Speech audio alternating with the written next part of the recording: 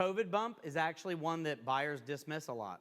You know, we had like a once in a 100-year pandemic situation going on. It's not something that people expect to happen tomorrow as a general rule. I know there's some, but as a general rule, people don't expect it to happen again tomorrow. And so a lot of times our buyers will dismiss that. So what's good about his trends is that 2022 was kind of rocky. Now things are trending back up. So when we start thinking about from a sellability process, it's like, oh, this is great. We like to do a lot of year-over-year comparables. So if you think about 2023 versus 2022, he's going to have a nice trend where things are improving and looking good. And then when we get to the parts about COVID, when the buyers start asking about that, we're like, hey, I know it was way up here, but that was a strange time. A lot of times they'll dismiss that if it's that kind of reason.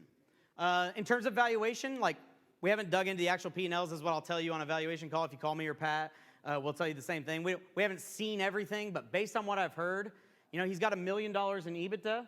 It's a big business. You know, this is probably something that I'd want to list somewhere around 3 times. He's got 65% coming through private label, and he's got about 30 ASINs there that he's managing that with. So that's a manageable amount of SKUs. He does have some reseller going on. Reseller is usually trading at a little bit lower multiple, but I think that they're trending more towards private label.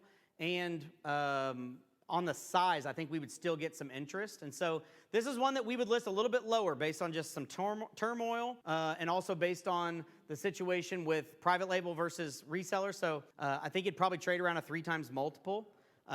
If we get a 3 times multiple, I'd probably say to you like, hey, would you be okay if we listed it at like a 2.99 just because it's kind of nice to get the optics there, plus inventory.